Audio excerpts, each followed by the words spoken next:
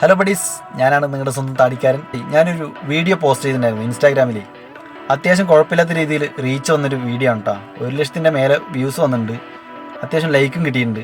Comments പറഞ്ഞാൽ കുറേ പേര് നല്ലതും പറഞ്ഞിട്ടുണ്ട്, കുറേ പേര് നീക്ക് ഇത് ആദ്യമായിട്ട് കാണുകയാണെന്ന് പറഞ്ഞിട്ട് ഇങ്ങനെ ആദ്യമായിട്ടാണ് പുറത്തിറങ്ങണമെന്ന് പറഞ്ഞിട്ട് ഇങ്ങനെ കുറേ കമൻറ്റ് കിട്ടുന്നുണ്ടായിരുന്നു കേട്ടോ. നമുക്കറിയില്ല, നമ്മൾ പുതിയതായിട്ടാണ് നമുക്ക് കാണുന്നത്, മനസ്സിലായ?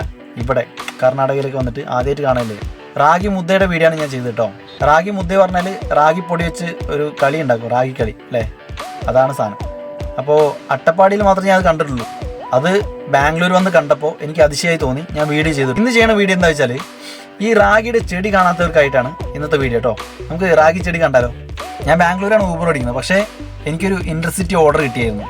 കുറച്ച് ലോങ് ആണ്, മൈസൂർ റൂട്ടാണ് കേട്ടോ.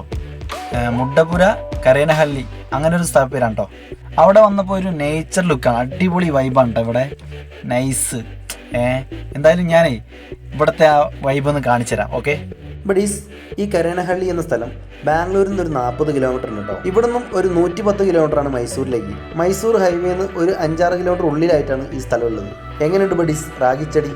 ഇത് കാണാത്തവരുണ്ടെന്ന് കമൻറ്റ് ചെയ്യും. ഞങ്ങളുടെ നാട്ടിലേക്ക് ഇത് ഇഷ്ടം പോലെ ഉണ്ട്, ഇഷ്ടം പോലെ. റാഗിച്ചെടിയെ കുറിച്ച് പറയുകയാണെങ്കിൽ ഇത് നെൽച്ചെടി പോലെ തന്നെയാണ് കേട്ടോ. ഇത് രണ്ടിൻ്റെയും കതിര് മാത്രം വ്യത്യാസമുണ്ട്. പിന്നെ ഇതിലെ വിത്തുകളുടെ ഷേപ്പ് അല്ലേ. ഈ സ്ഥലത്തിൻ്റെ ഉടമകൾ അടുത്തെവിടെയും ഇല്ലാന്ന് തോന്നുന്നു കേട്ടോ. ഇതിലൂടെ ഒന്ന് ഇറങ്ങി നടന്നു നോക്കിയാലോ എന്നുണ്ടായിരുന്നു. ഞാൻ നടന്നു നോക്കിട്ടോ, കണ്ട വെട്ടുറപ്പാണ്. ബഡീസ്, ഒന്നും പറയാനില്ല, ഈ കാട് മൊത്തം കാടാ, പൊളി വൈബ്. അപ്പോൾ അടുത്ത വീഡിയോ ആയിട്ട് കാണാം. Tata, bye, see U.